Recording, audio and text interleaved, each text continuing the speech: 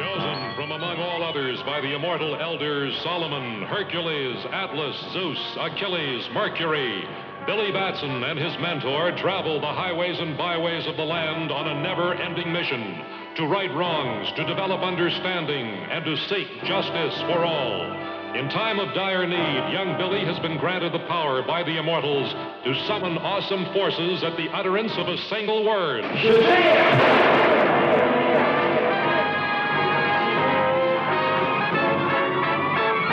A word which transforms him in a flash into the mightiest of mortal beings, Captain Marvel. Mr. Sam, how do you find real gold? Son, it sings to you like a nightingale. It says, come on. Come on.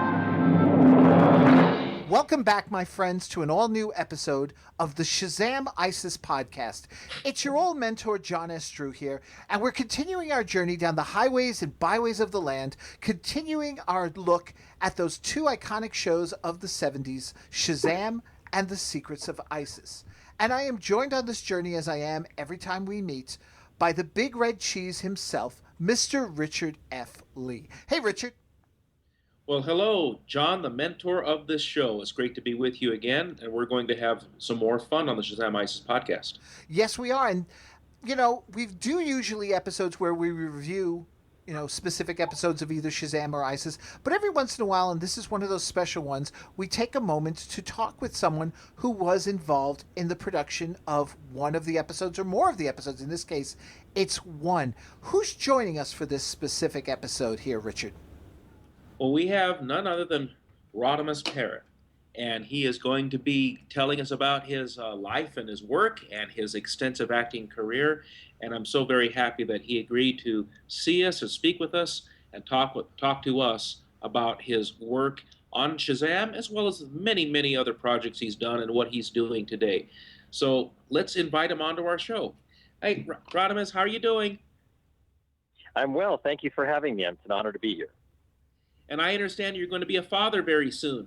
That is true. Yes, indeed. I waited quite a long time in life for that, but I finally met someone with whom I felt it was the right thing to do, and it just kind of happened in a natural way, and I feel blessed. I spent most of my life imagining that wasn't going to be a possibility for me, and then it became possible. So life is full of interesting surprises, twists, and turns, as we all know. This was just one that I certainly wasn't expecting, as I had previously deprogrammed myself from all the genetic and psychological expectations that men have of passing on their gene. And I thought, okay, I just won't be one of those. But it turns out I'm going to be. So there you go. Well, congratulations. Yeah, congrats. Thank you. So, like we like to do here on the podcast, before we get into, because obviously we're here to celebrate your appearance in the episode Fool's Gold, which also had an actor in there who you had worked with as well on another television show, Little House on the Prairie, that being Dabbs Greer. But before we get into any of that, we just want to take a sort of a step back. How did you get into the whole acting profession? How did it all begin? Wow, thanks for asking. My mom came to Hollywood in the early 60s to pursue an acting career with me under her arm. She was a single mom. She was up for a part in a movie directed by Daniel Mann called A Dream of Kings. She was actually up for the role that Inger Stevens actually got in the end, and that was to play Anthony Quinn's mistress in this film. They were looking for Anthony Quinn's dying son at the time. My mom had the director and some other friends over for a dinner party to sort of schmooze it, as it were, and told me to stay away, meaning stay upstairs and eat my beef stroganoff by myself, and don't come down, because the role she was up for was for a slightly younger woman than she actually was, and if they saw a 7-year-old boy come downstairs, that would sort of blow her age bracket that she was trying to hit. So anyway, I heard all this levity and fun stuff going on downstairs, so I found some legitimate excuse in my mind to wander down there and like, oh, my plate's clean, or I'm putting my dishes in the sink or something like that. And I was like, oh, is this your son? And she's like, yes. And I was introduced to everybody and started chatting with the director just spontaneously. And he said he's doing a film about a Greek family. And I, oh, Greek, really? And I ran upstairs and got my Bullfinch's mythology book, which, believe it or not, at 7 years old, I was actually reading.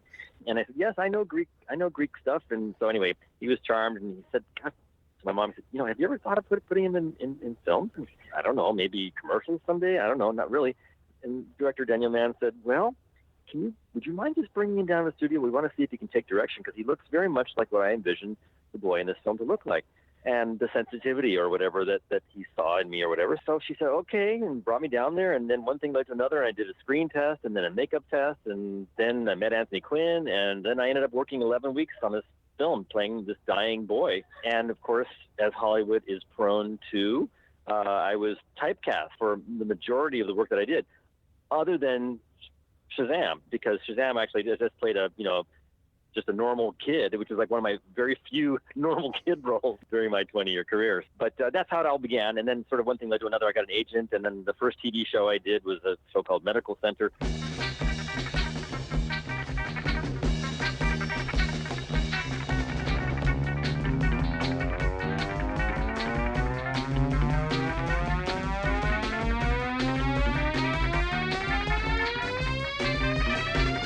I'm not going to give you my whole career, don't worry. And I only bring it. I only mention it because the first thing I did was with Anthony Quinn. The second thing, with my first television appearance, was actually also dubiously happened to be O.J. Simpson's first television performance as an actor, and that was in an episode of Medical Center with Chad Everett. But I had a cut off hand, So there, I just played this dying boy. Now I was an amputee, and then some of the other things I did. And actually, Shazam and Little House were the only two things that really kind of had me more normal character, although he was a poet, writer, I guess, another sensitive guy on Little House. So anyway, next question, please. Well, Daniel Mann was a family friend. And so would you say that... You knew Daniel Mann as a... No, I personally did not, but he was a family friend. Oh, that's so interesting. Wow. Yeah. Would you say that he discovered you? Yes, definitely. He was a great director, and so you started off very fast and very quickly getting some good roles and some regular work then. It's though you didn't even start in a commercial or something really small. It looks to me like you've really hit it right away, hit the ground running and getting some very good roles. Exactly, and I guess I had, however you want to qualify it, I guess a natural ability. I was willing to take direction, and I wanted to please, so that's, a lot of child actors are, professional people pleasers, whether they realize it or not. I was always around adults. My mom, just sort of hung out a lot with adults, and I felt comfortable around adults. So I enjoyed that kind of attention, and I also, worked very hard to deliver what they wanted me to do and tried to make it real as best I could. My mom, being a very well-trained actress herself, was able to help me, coach me in things, and help me read things, and gave me some guidance, and I think I benefited from that as well, because she was quite a good actress as well. Now, you do a series of roles then in various TVs. Like you said, you were going to get it, but you were in The Night Gallery, you were on Lassie, you were on Hawaii Five-0. Now, before we even get into Kung Fu, there was one thing in particular that's near and dear to my heart, because I'm a huge fan of this series, and I do another podcast based on it called The $6 Million Man. You were on actually one episode. And according to IMDb, and this is something I've always been curious about because nobody seems to confirm this, it says that you were uncredited for the pilot movie. That's odd. No, I think that's false information. Where was that published? On IMDb? IMDb, yes. They have you down there as the character of Alex in the $6 Million Man pilot TV movie, the very first one. And I wondered if you were just... That's interesting. Because there is a boy in that, but I thought, he doesn't look like you. That Steve Austin Well, my character's name, Steve Austin, does rescue me and the character of my father, and my name was Alex. Right. But I don't believe that was the pilot episode. No, it wasn't. No, that was an episode called Divided Loyalty. Right, exactly. So no, I think that's just a typo. But heck, if it makes me look like I did 2 episodes of $6 Million Man for posterity, why not? No. 2 episodes of Lassie, and I did 2 episodes of Marcus Welby. Marcus Welby did 2 different characters. On Lassie, I came back as the same character another season or 2 later. So, but $6 Million Man was actually 1 episode. So, yes. Go ahead, please. Well, I have to ask because, again, I do remember the episode Divided Loyalty. It's one of my favorite ones as well.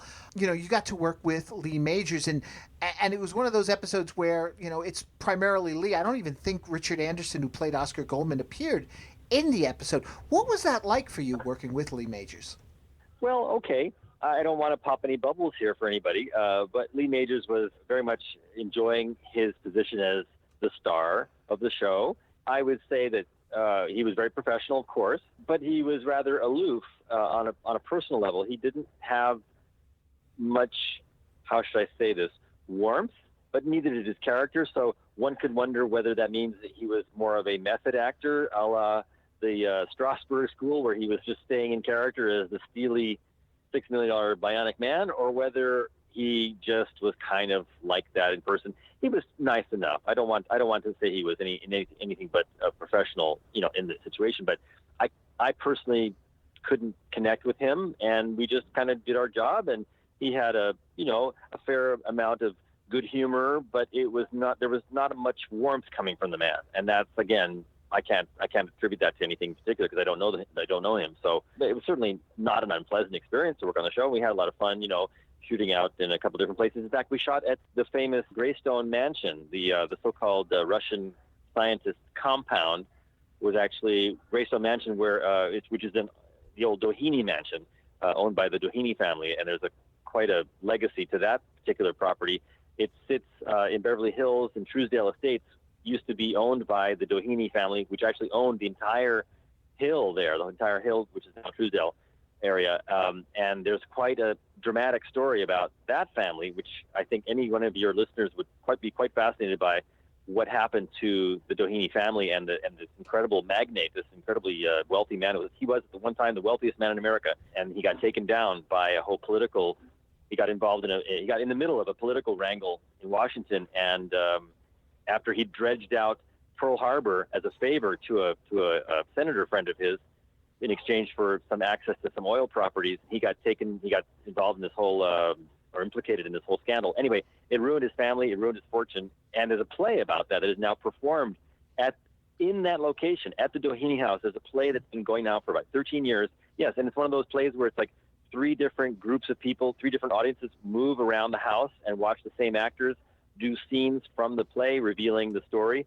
And it's fascinating on a technical level, but my friend Darby Hinton, who was on Daniel Boone, another fellow child actor friend of mine, he actually plays Mr. Doheny in the piece. And anybody who comes to LA at a certain time of year has the opportunity to see this thing performed, and it's wonderful. Anyway, Greystone Mansion now is owned by the city of Beverly Hills, and it is a public park. Part of the time you have to have appointments to kind of go to the house, but the grounds are open at normal hours of the day. And the parking lot for that actually is a cover to an important reservoir in Beverly Hills, for the city of Beverly Hills. But it's now, you can't tell it it's a reservoir because it's covered by a parking lot. And at one time, I guess it was a kind of a lake or something on the Doheny properties. But that's the story of Doheny Mansion. And that also became for a few years, it was the American Film Institute, was how it was located there. They rented the place for $1 a year from the city of Beverly Hills, which donated it to them because they were kind of a nonprofit, I guess. The American Film Institute, which is where, okay, and this is all leading up to this, I guess, which is where Eraserhead was made, and the filmmaker who made that film, whose name for some stupid reason escapes me at this moment, David Lynch made Eraserhead, largely doing all the editing and some of the post-production stuff there at that particular building. It's a haunted mansion. It's an actual haunted mansion, and it has quite an interesting legacy. So that's all I want to say by that. That's certainly enough. Well, can I ask you just one, and I'm being pure fanboy here because I'm a $6 Million Man fan, because one of the big scenes in the entire episode is where you and your father, with the aid of Steve Austin, are, making your escape to come to America and such, and you're going across this gorge, which I've discussed with fans before, is symbolic of the gorge between you and your father, which is, and all this stuff. We get into this whole thing. I told you I'm a big fan. Oh, wow. But in the actual scene, I mean, obviously that's not you and Lee going across that gorge and such. But in terms of in the shooting and such, it still looked pretty good. So I'm just curious, how high above were you two in terms of the rope and such? Right. Well, that's a good question. I recently had the opportunity to see that episode. I found it online as it happened. It's interesting too.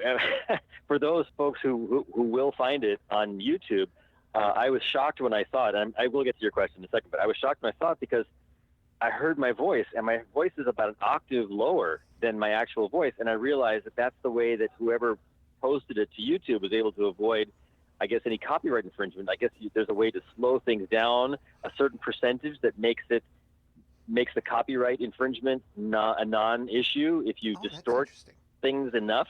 Yeah. So a lot of things that are copyrighted, are property of various studios and such, can exist on YouTube and be seen with the knowledge that, and again, I wouldn't have known this had I not known the sound of my own voice, that in fact it was slowed down just enough to be able to be duplicated without being recognized by any, digital bots or something like that. Who knows how that's policed, but that's where I saw it. And so into that scene, to your question, yeah, the rope was like, within arm's reach. I think I may have been, if even that, about 6 inches off the ground, because it was never shot. You never saw our entire torsos dangling except in the larger wide shots, which were performed by stunt people.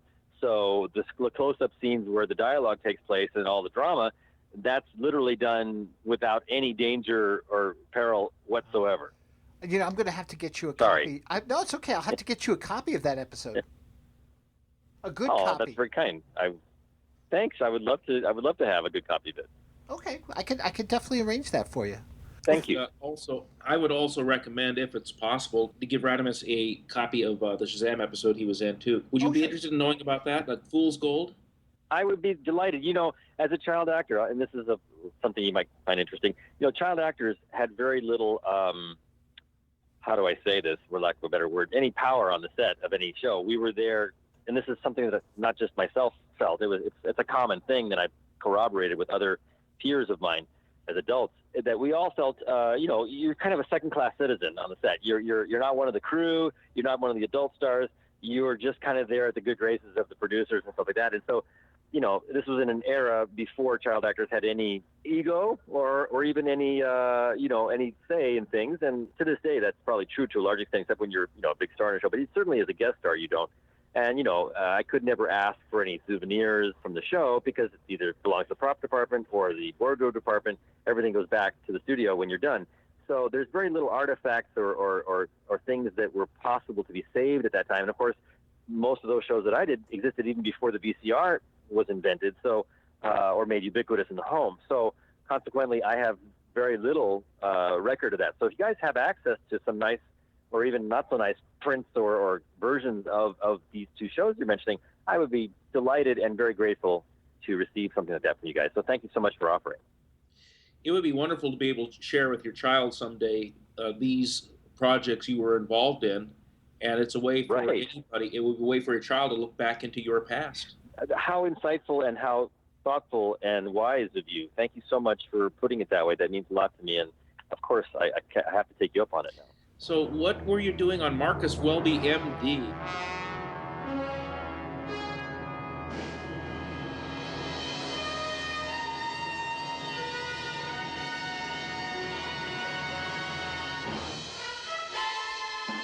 I remember that show as a kid, and I gotta admit, I haven't seen very much Marcus Welby lately, although I can go online and watch a little bit of it. And I gotta wonder, breaking out of the whole story, how did doctors exist back in those days without technology that we enjoy today? Well, they probably had a better bedside manner than what has evolved in the field of medicine these days.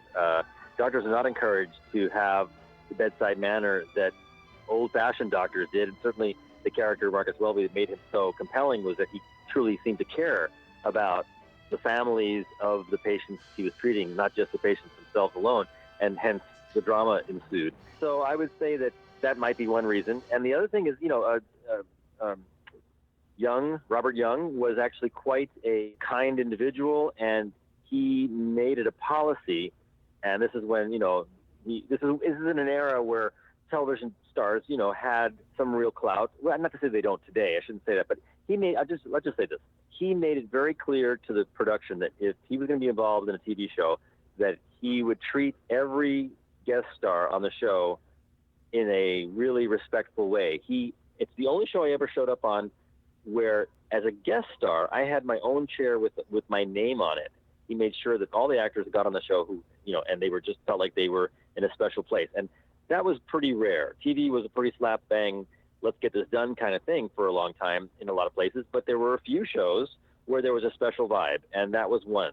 He set the tone. That was his directive, and he made the producers, follow through on that. And it did set the tone for everybody, everybody on the set, like they belonged, and it was a fun group effort, team effort. And that existed in several places. A Little House was like that. Kung Fu had that kind of vibe for the majority of its production. But Marcus Welby stood out as being an exception in terms of just how kindly actors were treated on the show. So I'm very grateful to have been a part of that as well. I think, who was the guest in that? Was that James Brolin? Yes, it was. James Brolin. Yeah, working with him, he was a really lovely person as well. So, that was just one of the classier productions that I'd had the pleasure and privilege to have worked on. Do you have memories of playing on The Rookies?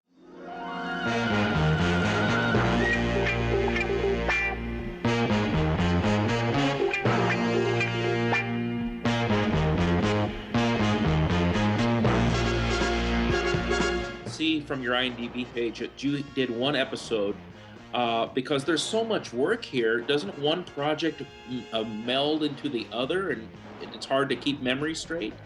Another great question, very insightful question. Until the last few years, I would say that for the majority of my adult life, many of those shows were kind of melted into one glob of having been a child actor. And as I started to become more involved in A Minor Consideration, which is a nonprofit organization that's an advocacy group for the welfare of the working child actor today and the future and current situation for former child actors, what happens in their lives and the fallout from when the spotlight moves away from them, and what happens to people in their 20s and 30s as they reckon with the fact that their careers are over and things like that. And also, like I said, also improving the working conditions so that kids get more of the money that they actually earned. So like that, that's what A Minor Consideration is. And we're having a fundraiser at the Hollywood Museum on August 20th and 21st. I'm Vice President. This is something that Paul Peterson, who was on the Donna Reed show, he started it 25 years ago or more. And, when you hear about the plight of child actors and improving their conditions, it's largely due to Paul Peterson's efforts. But now he's created a board of directors, and we're a 501c now. And there's a lot of other peers of mine who are now working with me, Alison Arngrim, who's on Little House, etc. And I'm digressing, but I'm just kind of trying to get that in there. So yes, there were many years where I really didn't parse out or think much about my career and the different things I did. And in the last few years, as I started to say, I really started to, distinguish between one role and another when I tried to sort of track my career and how what happened to me and what was going on in my personal life at the time. That's another reason why I think some of it kind of does get melded together, is that there was a lot of stress and trauma going on in my family life at the time. So I tended to kind of forget some of those points of my life. Even though I was working on TV, I had a tough time in school. Kids were not very kind when there was a kid who got to be excused from class for 1, 2, 3 days a week or a week at a time, and then comes back and tries to be normal, but you're not normal. You're on television, so you're treated very differently when all you want to do is fit in, and you're not allowed to by your peers because of, there's no guidebook on a social level for what is it to be on television, and the other kids don't know how to relate to you. So it was a tough period. But so being able to see some of these shows again online and stuff, it helps me remember who I was and what was going on at the time. And it's been very fascinating to sort of unravel that and actually put little bookends or place markers in between different shows and different stages of personal development of myself as a young person. So very good question. The Rookies, actually one of my most enjoyable experiences because I got to work with Michael Onkian. Michael Onkian is just a stellar person, just a lovely human being. And he did a lot to set the tone for how working on that show felt. And we had some personal scenes together. And he just is a very nice man and a very sensitive actor. And he made it a pleasure for me to work on that show. And I had my character was somebody who was overcoming a handicap and was, taking his first steps after being in braces and told he couldn't walk for a long time. And then being able to walk. So there was a lot of sort of human drama. And I enjoyed that work. And then there was a criminal element, a person who was doing some firebombing and things like that and killed one of my family members. And Michael Onkian is, reaches out to me. His character reaches out to my character. And so we have, it's a nice scene. Years later, interestingly enough, Michael worked on an AFI project. There's the American Film Institute mentioned again. They had something called the Director's Workshop for Women, which was when I came back from New York after studying acting with Stella Adler for 3 years. In my early 20s, I volunteered at the American Film Institute to be on crews. I had studied script supervising, and I actually worked as a script supervisor on a short film that Jenny Sullivan, who was married to Messina, Loggins and Messina, and her girlfriend, Ava Ein Loggins, was married to Kenny Loggins, and Jenny Sullivan directed and wrote a piece called Access All Areas, which was about the lives of the wives of rock stars, what happens behind the scenes as they cope with, the groupies and all the things that happen, try to keep their relationships together. It was based on personal experience that both Jenny Sullivan and Ava Ein Loggins had. And they did a film through the Director's Workshop for Women under the auspices of AFI. And I got to work with Michael Onkein. Onkein played one of the lead characters. And so I worked behind the camera with him on that project. So, and again, he was just as gracious 15 years later as he was when I worked with him. Now, that's one thing, because you mentioned the struggle between the normal life and then the acting life. And I'm looking at IMDb here. Between The Rookies, The $6 Million Man, Shazam, Marcus Welby, those were all during the time you were actually on 2 successful television shows. You were on Kung Fu from 72 to 75, and then you moved on to Little House from 75 to 77. So I'm thinking, between, because also with the child laws about how many hours a child can work on set each day, that must have been quite a balancing act. Yeah, again, because it was my life, I had no objectivity on it, so I couldn't tell you what a balancing act it was or not. It was just, showing up for readings, doing a good job, studying dialogue and preparing for a reading in front of the casting director and probably the director the following day. That was what I would do in addition to my school homework. And because these were guest starring shots, most of them, and also because Kung Fu was just involved the flashback sequences, I wasn't like on the Brady Bunch where I'm there on the set, or Little House where I'm there on the set all week long as one of the ongoing regular cast members. Kung Fu was, even though I was a regular cast member, it was flashback. So really we shot 1 to 2 days a week is what my work schedule was like. And then I would go back to regular school. There wasn't enough work for me on Kung Fu to warrant my being on the set every day. It wasn't cost effective for the producers. So I would go back to regular school. Now, if you can imagine, in 6th grade and 8th grade, those two years when I had my head shaved, it was probably the most difficult time of my life, to be honest with you, especially 8th grade when you were 13 and, this is 1973, 74, and you've got all the kids are, got their hair down, all the boys have their hair down their shoulders, they're on skateboards, and, and I'm having to keep my hair short either for the bald cap or having it shaved. In 8th grade, I had my head completely shaved. And, the only kids at that time, there was no punk rock. Punk rock hadn't happened yet. So you either were a cancer survivor or getting treatment, or you had just gotten a bad case of lice, to warrant your shaved head. And that was it. The third category was, star of a hit television series. So it was not fun, but being in school. But being on the set, the work itself was a joy. I loved that. That's where I was in my element. And being in school, I felt like a fish out of water, and it actually was a very uncomfortable experience for me to be in school. So as far as the work schedule goes, yeah, it seems like I was able to do those other shows and stuff interspersed with Kung Fu and Little House. Probably, when I started working in Little House, there really wasn't anything else going on simultaneously. That was pretty much all I did during those years. But earlier years, yeah, I'd work a week here, then I'd be off for 3-4 weeks, and then I'd work a few days here, and it didn't seem that heavy of a workload, to be honest with you. Although, again, I wouldn't really know if it was heavy or not because it was just normal. That was just my life at the time, so I didn't have anything to compare it to. Well, another question I have, I wanted to ask you about some other roles you've played. I wanted to ask you about the Night Gallery show before we get into we get into Kung Fu and Shazam, our favorite topics. I wanted to ask you, did you have a chance to meet Rod Serling on the set of Night Gallery back in '71?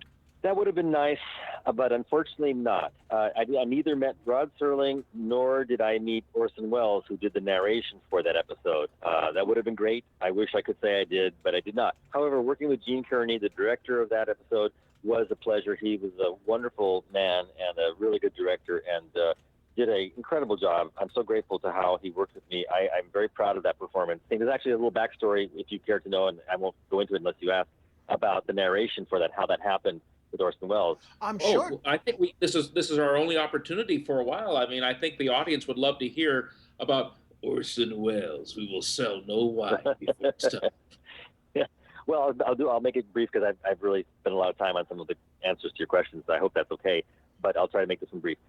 Gene Kearney, who directed and wanted to bring, there was actually a short film. There's actually another Silent Snow, Secret Snow in black and white that exists on the internet. It's an older, independent short film, and he wanted to make it an episode of Night Gallery, and he sold Universal on it.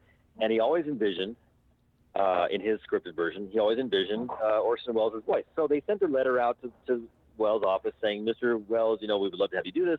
Please let us know what your fees are, and we'll arrange for any arrangements you need to have this done. They sent out the letter, and they waited, and they went into production. They filmed the show. I did my stuff. They're in post-production, and they have not heard back from Welles yet. They sent another letter out, and nothing. They got no answer, and they were getting very close to actual broadcast time, airtime, and they were kind of going, oh, man, we're not going to get Welles. This is too bad. And they started making a contingency plan, and like 3 days, I kid you not, 3 days before the air date, a manila envelope arrived at the Universal Studios offices of director, and there was nothing in the envelope except a reel of 1/4-inch magnetic tape, and on that was the entire narration. And subsequently they found out, so in other words, Welles did it he didn't ask for any money. It happened to be that short story, Conrad Aiken's short story, was one of Welles' favorite short stories. It was a Pulitzer Prize, or not Pulitzer, it was I'm sure Pulitzer. It was an award-winning short story, and Welles happened to really like it. And so he did it for nothing. And they ran to the post-production. They popped it in. It was all perfect. And boom, then it went out to air. That's the story with that.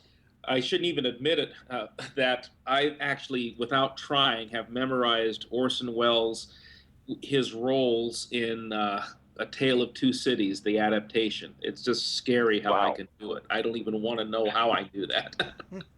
I'm scared. I am very scared now, so please don't. No.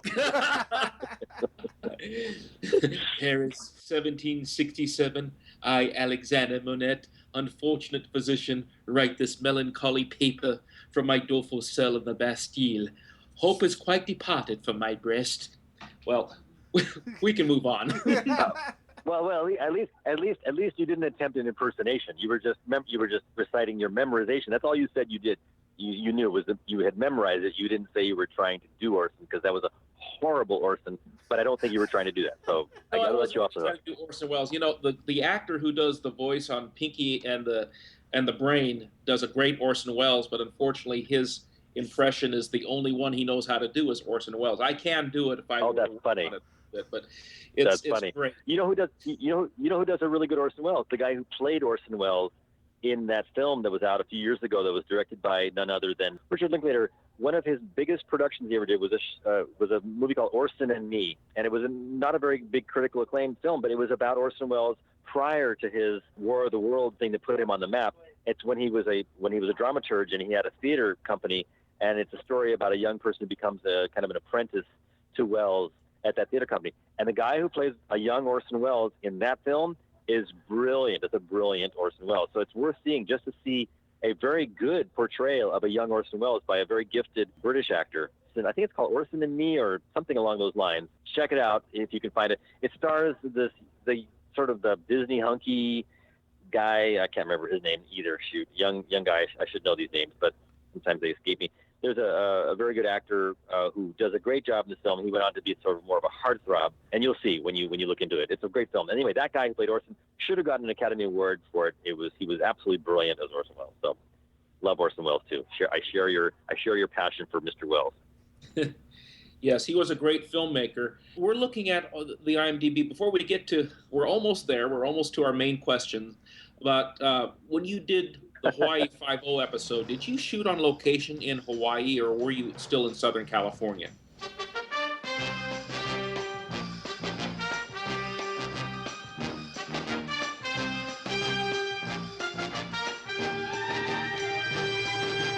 Great question. That was the other cool show that I got the chance to do, because yes, that was first class ticket to Hawaii, staying at the Kahala Hilton.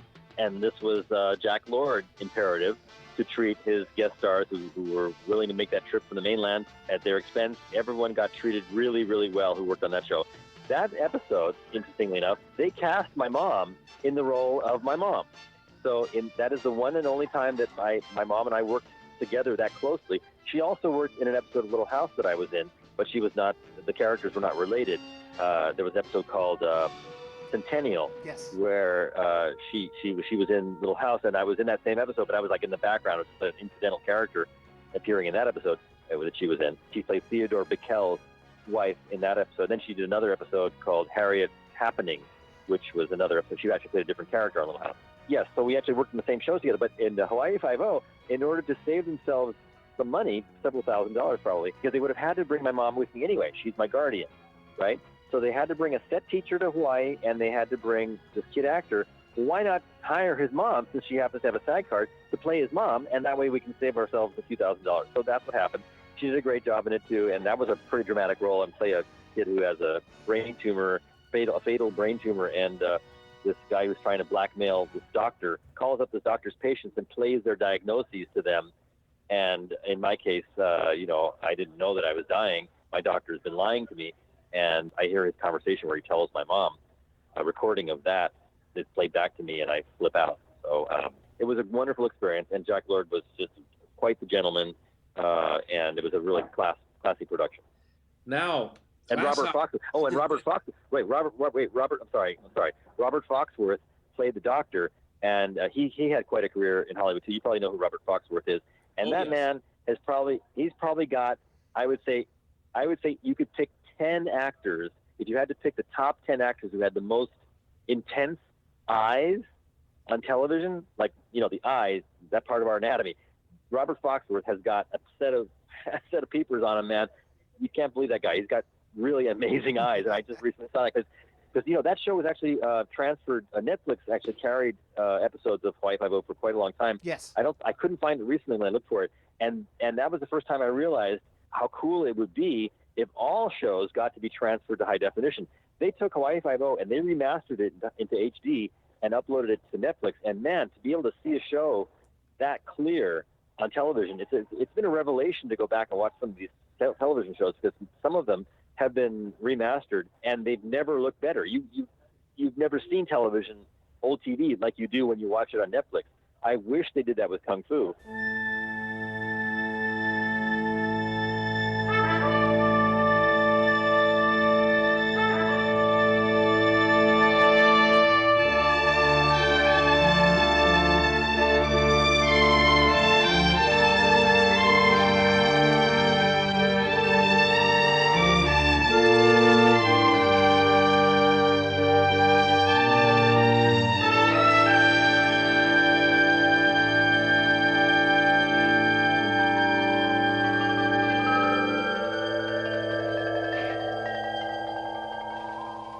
As quickly as you can, snatch the pebble from my hand.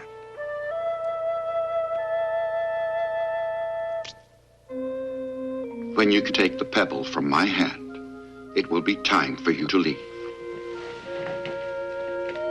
Please excuse me. These cinematic techniques that were only seen in some progressive motion pictures at the time, that were for the first time appeared in a television production.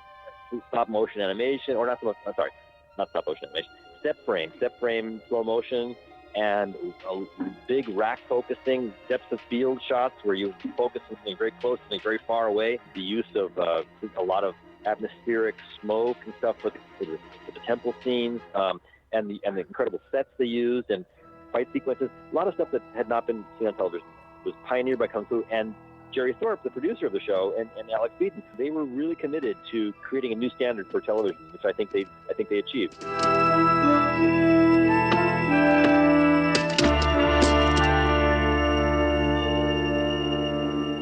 So, Grasshopper, tell us about your experiences. I'm glad you were able to get that in. Yeah, well, Kung Fu, I remember my mom. I distinctly remember my mom taking me aside when I came home from school, and they said, "Well, you have an interview tomorrow for this show. Here's the script for it. By the way, if you get this part, you're gonna have to shave your head." And I was like, "Ha ha, ha, that's really funny, Mom. Why would she say that?" I went and read for the script, read for the part, I should say, and yeah, then I found out, oh man, there's actually a scene in this pilot where the character has his head shaved on camera as a kid. And I was like, oh, man, no, no. But here was this really, groundbreaking new show, and it was really exciting. And I had been already familiar with Eastern philosophy. I had had some Buddhist thought sent my way through my mom. She studied something called theosophy for many years, which was kind of a study of all the world's religions and the central principles that are kind of common to all the great religions of the world. Really kind of talk about very similar things when you get down to the core of them all. So I was exposed to Eastern thought, and that's why I felt like it was a cool thing to be involved in. Well, IMDb has you listed having done 47 episodes of Kung Fu. I noticed, I used to watch the show as a kid, and my uncle and I got a big kick out of it. Now, at the time, being a child watching the show, I never had a clue as to what a Shaolin priest was. I didn't have a clue as to what the circumstances were. I did know that this was supposed to be flashback sequences featuring you as a younger version of David Carradine. And there was another child actor who played a young Caine on the show. Was there supposed to be a difference in the time period? Is that basically what that was supposed to be, if you know? Oh, interesting question. Let me also just point out way after the fact the pun that you used at the beginning of that question, which is that you got a kick out of that show. Okay, let's see. Actually, there were 4 Kwai Chang Caines. David Carradine, myself, we were the ones who were seen the most. And then there was a couple episodes in which Keith Carradine appeared as a older teen, young, or maybe late teens, early 20s Kwai Chang, and that was Keith Carradine. And then there was one episode, as far as I know, I think it was just one episode, where there was, I think the young actor's name was Manley. There was one episode which refers back to a flashback of Kwai Chang Caine's life before he entered the monastery, and they had to find a very young person, much younger than myself, to play that, and that's where I think Stephen Manley may have been his name, and he played the very, very young Kwai Chang Caine with hair, I might add. So, yeah, there were 4 Grasshoppers. Well, no, actually, no, he wasn't Grasshopper. I was the first Grasshopper. Then, Keith and David. Because Grasshopper the name was given by one of the priests, by Master Po, played by the incredible Keye Luke. You are the new student. Come closer.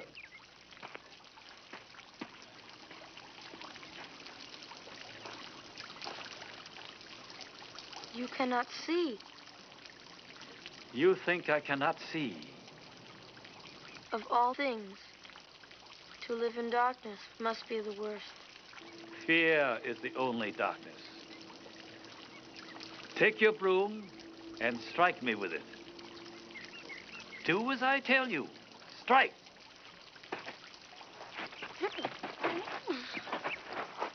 Again.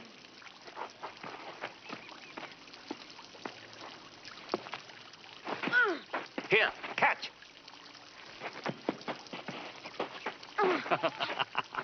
Never assume that because a man has no eyes, he cannot see.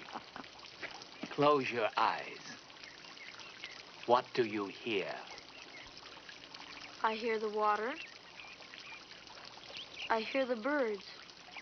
Do you hear your own heartbeat? No. Do you hear the grasshopper, which is at your feet?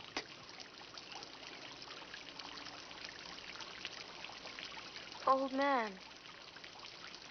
how is it that you hear these things? Young man, how is it that you do not?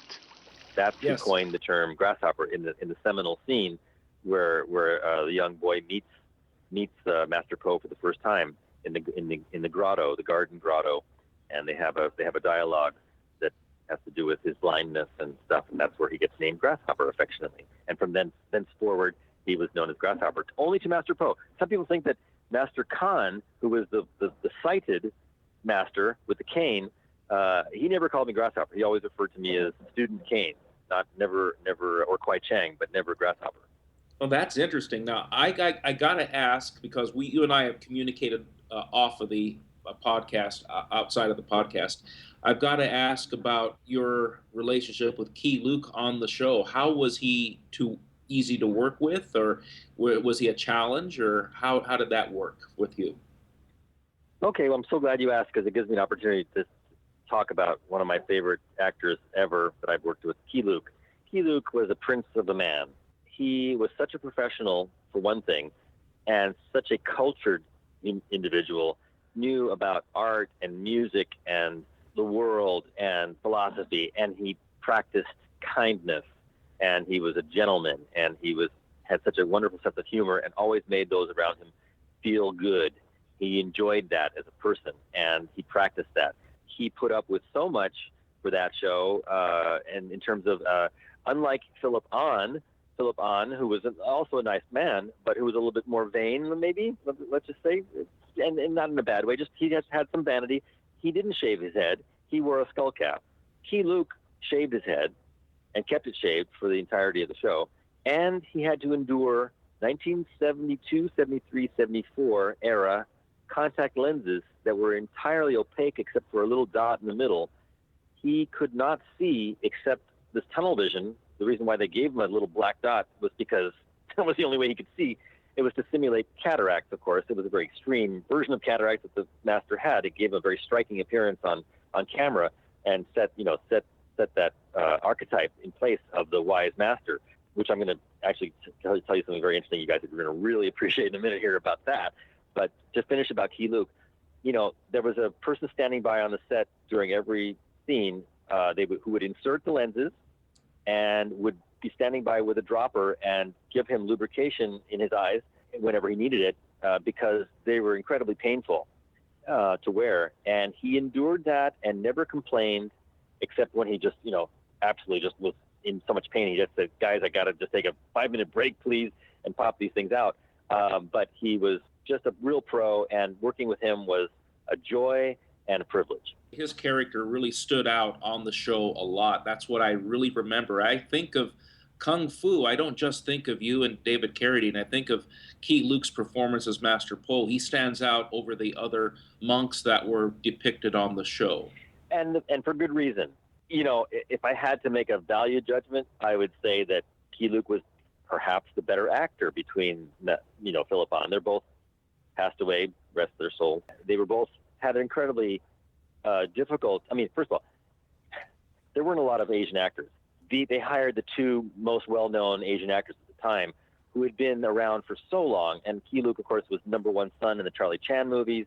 Philip Ahn got to play, forgive me, the dirty Jap in the World War II era war movies. Even though he was Korean, they're Korean American. These guys put up with a lot, but also were very lucky, and they knew that they were lucky, and so they were super professionals at what they did, and they were just gracious people. But Keye Luke was even more so. Keye Luke was a very close friend of my great uncle. They were family friends, just like the other directors and producers and actors. Like you said, the Asian community, like Chinese community, is very small in Hollywood, and so it would have made sense for them to know each other.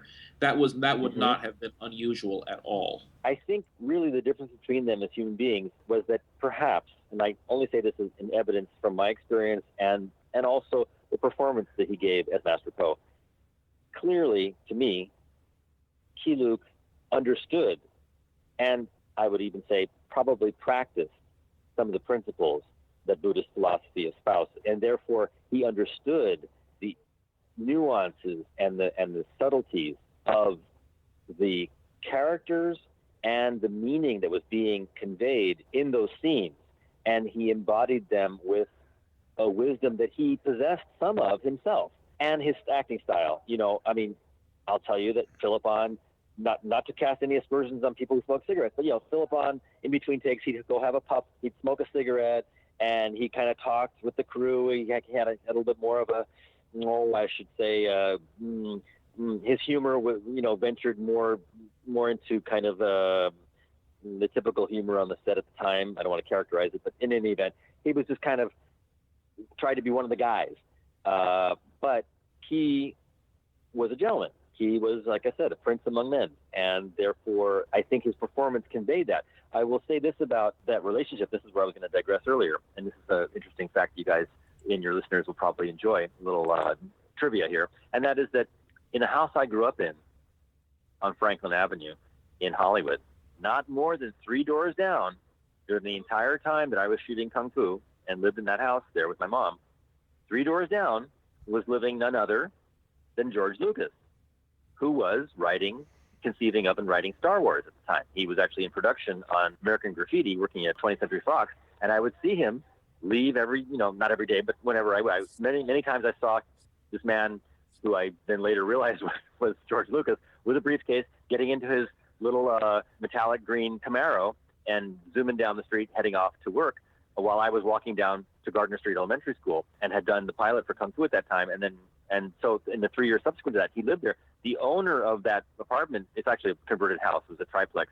The owner of that triplex was a good friend of my mom's and would visit with her. And they talk about gardening and things like that. And he knew that I was on TV, and this guy was, interested to hang out with my mom and I, probably for that reason or whatever, and talk with his tenants, one of whom was George Lucas. So I am convinced, knowing that George Lucas was influenced and, of course, must have really loved Kung Fu, probably does to this day, still alive, of course, and I attribute Obi-Wan Kenobi and Luke Skywalker and Yoda and Luke Skywalker, that relationship, to Master Po and Grasshopper.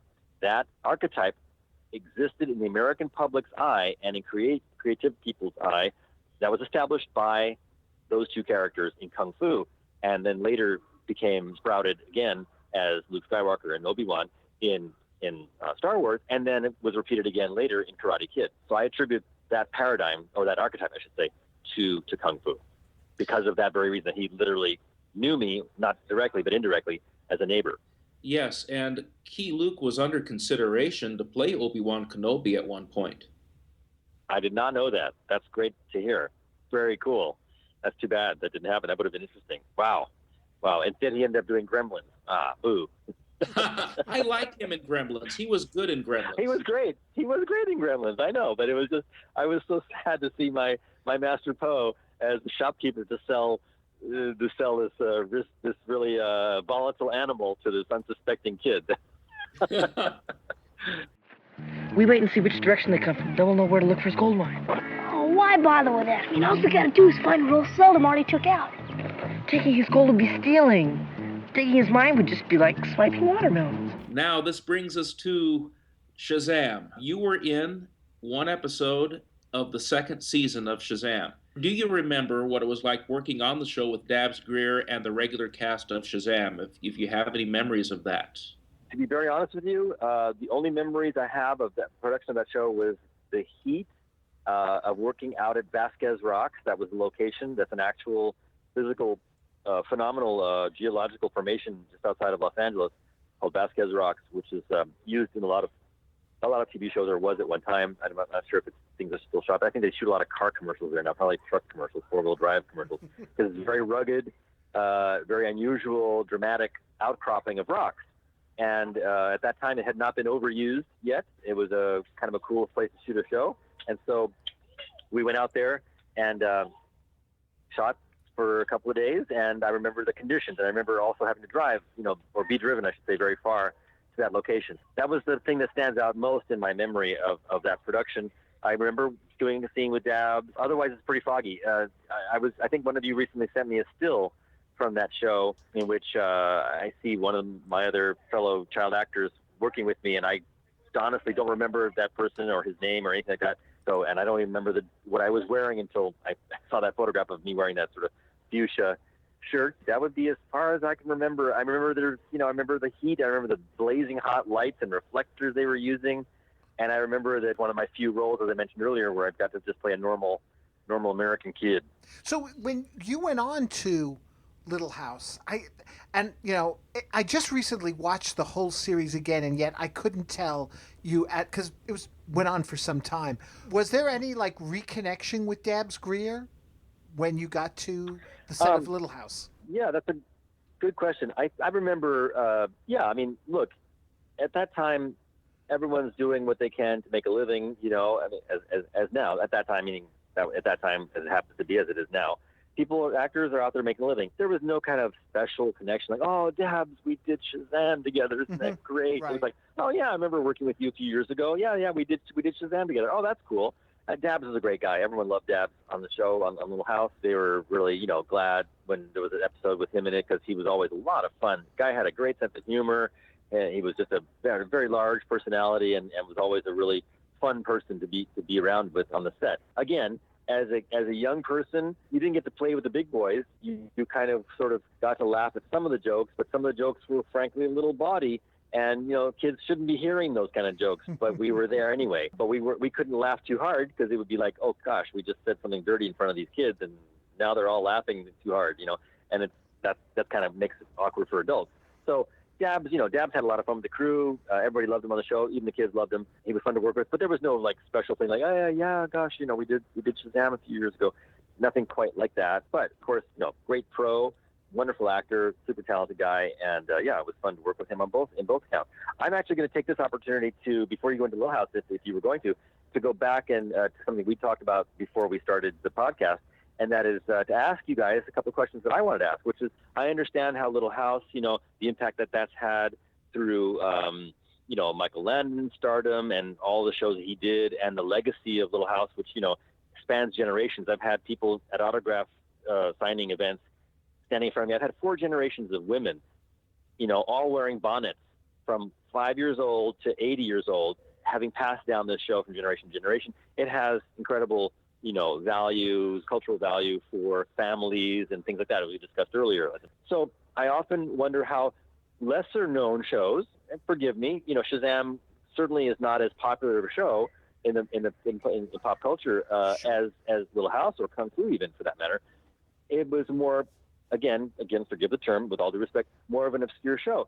So I'm always fascinated by how a subculture, as you guys have created or are perpetuating through your work in the podcast and such, why did that show resonate with you so strongly that you guys made such a concerted effort to keep it alive and to seek out people like myself who participated in the production of it and have it as a regular topic of discussion?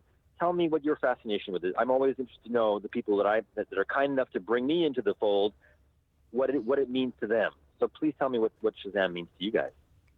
Richard, you want to go first? Yeah, no, you go ahead and go first, John. Okay, well, I mean, for me, let's see. It's sort of the same thing with the $6 Million Man, the Bionic Woman. To me, 70s, and I know, frankly, if I really go back and look at it and we talk about the politics of the time and the news of the time and such, there's certainly things there that we're going to be like, no, the 70s weren't all that great and all. And in fact, Richard and I, we, as part of our discussions of the episodes, we also talk about the fashions and wonder what people were thinking in wearing those clothes. Of course, we were wearing them as well. But to me, it just is a simpler time. The stories that all these shows, I mean, Little House, to me, to this day, is still one of my favorite television shows as well. I don't know about if I'd ever get around to doing a podcast on Little House, but the resonance for me is just more that the lines of good and bad are more clearly defined on all these shows that we like. Whereas today, when you watch a lot of television, a lot of movies and such, not everything is clear cut. You find yourself rooting for people that really aren't all that, reputable still, just the same. But it's like we point to them and say, well, that's our version of the good guy these days. Captain Marvel. You don't like you don't like Dexter or the Mr. Soprano, really? I am surprised. I'm sure they're very well written and all. Do you know something? I've watched one episode of The Sopranos. I wasn't impressed. I've never seen Dexter. That kind of show doesn't appeal to me. The Shield. Even this updated. I watched it for a couple of years, but I gave up after about the 3rd season. This updated Hawaii Five-0, which I appreciate that they certainly did touch on the old series and such, but to me, wasn't the same. I mean, maybe I'm being incredibly old-fashioned. I don't know, get off my lawn type thing. But I just did like the more clear-cut, right and wrong. And part of what we do with this podcast in particular, because at the end of every episode, Captain Marvel would come in, or Billy, when they were going through the transition with the actors and such, and they would deliver the moral. And Richard and I talk about the moral. We talk about whether or not in today's world that moral still holds up and whether it's relevant in today's world. Interesting. I think that it's all those things that John just said. But for me, it was probably a little bit more than that. I liked the show because it was, at the time, one of the few adaptations of comic book hero to live action. There hadn't been that many before. And as a kid, I was fascinated by comic books and seeing the transition to the live action. And it wasn't so much the moral of the show at the very beginning that attracted me. I think that's more or less Monday morning quarterbacking on my part, that I liked the morals of the show. But at the time, I didn't really think so much about that. I was thinking about the adventure, thinking about how a superhero could be translated to the small screen. And what happened with me is that quite a long time ago, about maybe 20, almost 25 years ago, almost, I looked up the actors because there was in short supply in circulation these bootlegged VHS cassettes of the show. And I found Les Tremayne, who was a well-known actor. I got to meet him, and through Les Tremayne, I got to meet the other actors of the show. There was a cast of 4 actors who starred on the show, and the morals that were depicted on the end of each episode of Shazam, the idea of doing a tag moral for each program was the first star of the show's idea, Jackson Bostwick, who played the superhero. And he came up with the idea of summarizing each week's episode, with a moral at the very end. And then he was abruptly fired. And as a matter of fact, when you were on that show, that was a second season. That was probably the first, episode shot for the second season, where he appeared in only 2 episodes. He appeared in yours and he appeared in one other. And then he got abruptly fired and replaced by another actor. That's just how the business works, I suppose. But the show stuck out for me, and that's why I liked it.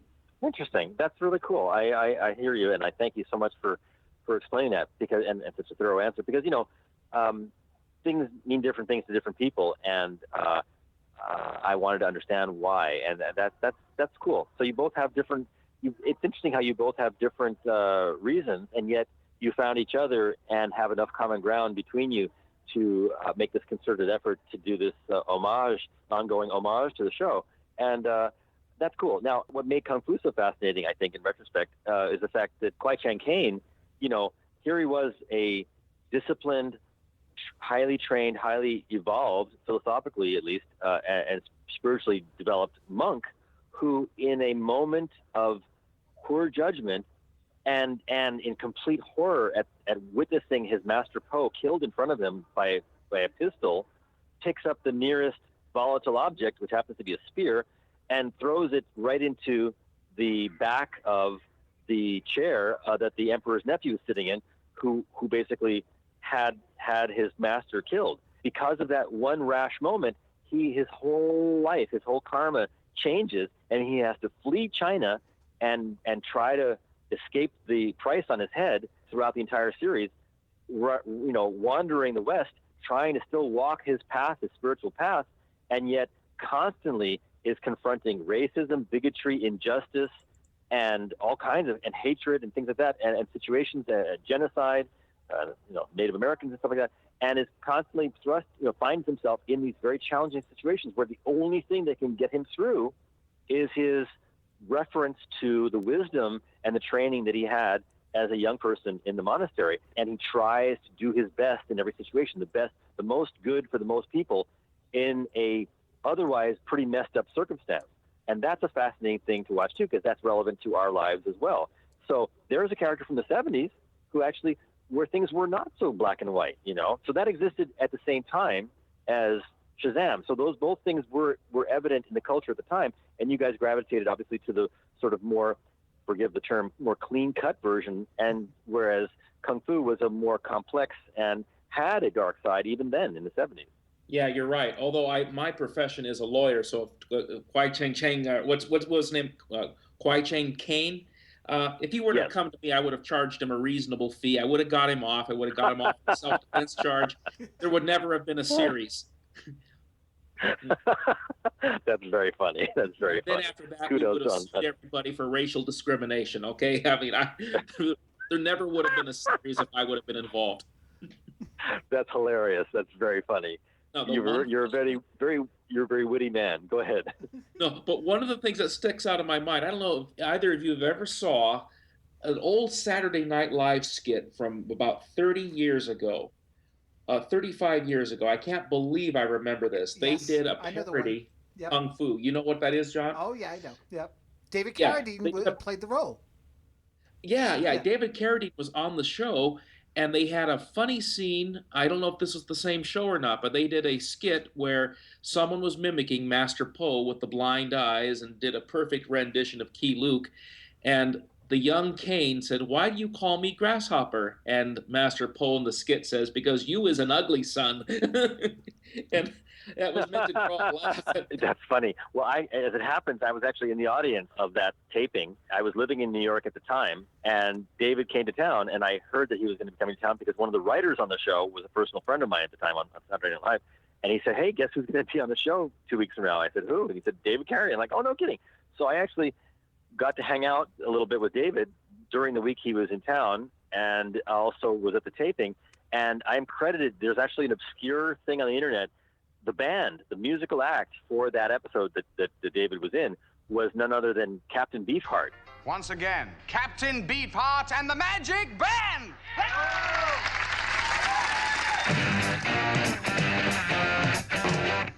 And at the time, my musical tastes were far to the right of Captain Beefheart. I was much more mainstream melodic stuff. Captain Beefheart is rather challenging, kind of more jazzy kind of music, and I was not yet into creative dissonant audio, music. And there's a lot of dissonance in Captain Beefheart music. And at the time, I just thought it was like some of the worst music I'd ever heard. I did not have an appreciation for the artistry that Captain Beefheart brought to his music. So the drummer, who actually ended up being a friend of mine for many years, Robert Williams, I think maybe he's partially responsible for this. I don't know. But at one point, partially responsible for it being known on the internet, that there's a trivia thing that Radames Pera is the person who yelled out over the air,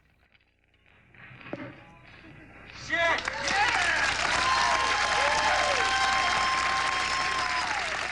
The S-H-I-T word after the when a song of theirs finished. I couldn't stand it so much, and I was kind of a captive in the audience. I knew that the show was live, so I at the top of my lungs yelled out S-H-I-T, the word. It went out. All of the East Coast audience heard a bad word really loud right after one of Captain Beefheart's songs, and apparently I've never lived it down because it exists as a free-floating piece of trivia about me, or did for many years on the internet. And I came across it a couple of times, and just again, I don't know how much you guys are into trivia or not. I assume you might be. Forgive me if that's a wrong assumption, but I just thought I would throw that out there. Yeah. So David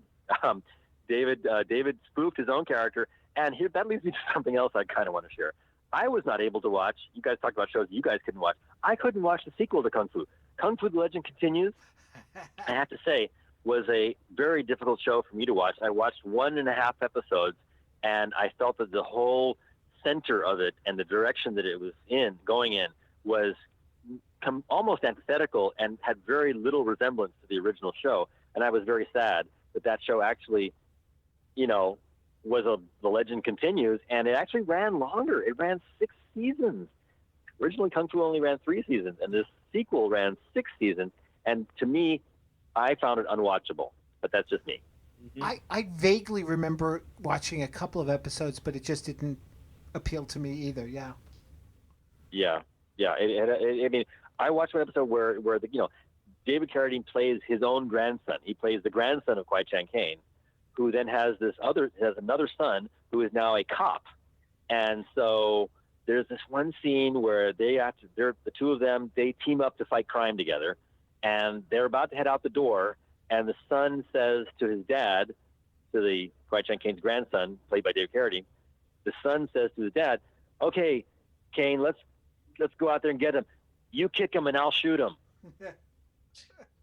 And I was like, "Oh gosh, really?" Because one of the beauties of the original show, was that David, the Kwai Chang Caine character, would never dream of using a firearm, and whenever there was a firearm in the mix, he would kick it out of somebody's hands or throw it into the bushes or into a lake. He couldn't stand firearms, and he just, so he was always disarming people in the most clever ways.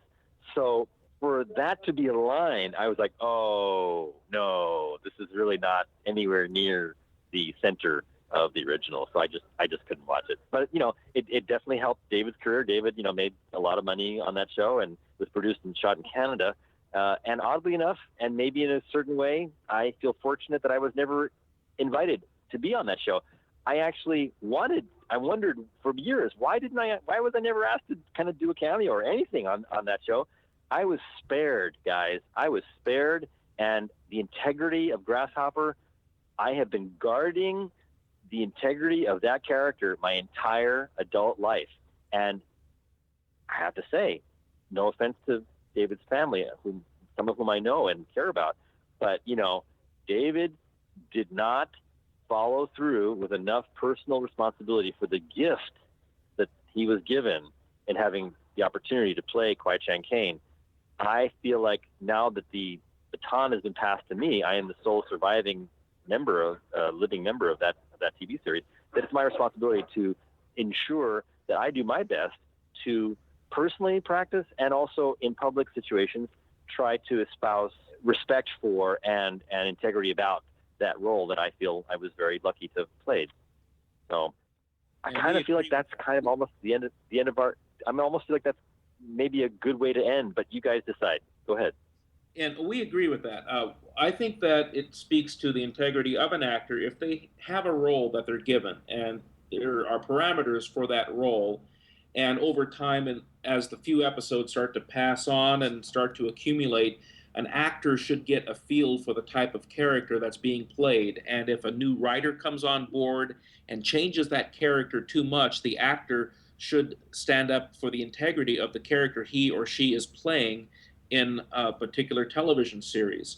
And that's what Jackson For the simple reason. Yeah. Oh, that's cool. I'm glad. That's cool. I'm glad to hear that. I'm glad to know that he was a principled person and felt that was a responsibility. That's good to know. I'm glad to hear that about him. My personal experience, it was that, many, many people over the years have come up to me and said what an important show Kung Fu was to them, I've really heard many people, I kid you not, have told me that show changed my life. Now, of course, how can a TV show really change somebody's life? Except that the resonance that it found in their hearts and their minds, they allowed the show to influence their interest in something like either martial arts or Eastern philosophy, or Buddhist ideals or something like that. And so when people come up to me and tell me that, and as they have so many years, and of course the word that gets used the most in any time someone tells me is that people say, oh my gosh, Kung Fu, I used to, or my family used to watch that religiously. The word religiously. We watched that show religiously. That's a really powerful word when someone applies it to watching a television show. It means that people set aside time. This was, of course, in the days before DVRs or VCRs. You had to be in front of the TV at that hour to watch Kung Fu. So people made time. They made dinners. They made plans. They got together and they watched Kung Fu. It was a communal experience. It was a cultural phenomenon at the time. Had it not been for Bruce Lee being spurned by Warner Brothers and him saying, screw you, Hollywood, and going to Hong Kong to make his martial arts movies, which then started appearing in motion picture movie theaters at that same time that the TV show hit, the whole thing might not have been as big of a cultural phenomenon as it was. But it was a huge cultural phenomenon, and people found themselves focused and sitting around the television set and then discussing the show afterward. So all these years later, people tell me, man, that show really changed my life. I did this, I did that, I studied this, I went into that, I became more disciplined in my life, blah, blah, blah.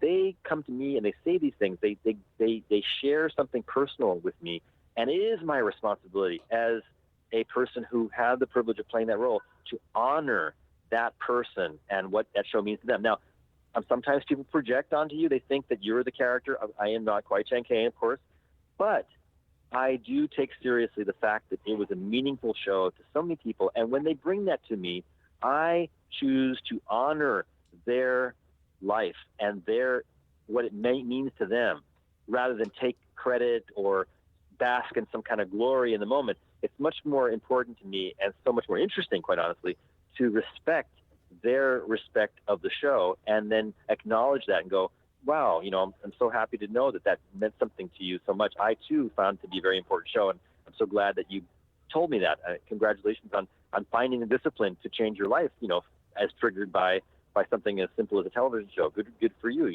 and things like that. So, I try to do my part to respect people when they are kind enough to bring something like that to my attention.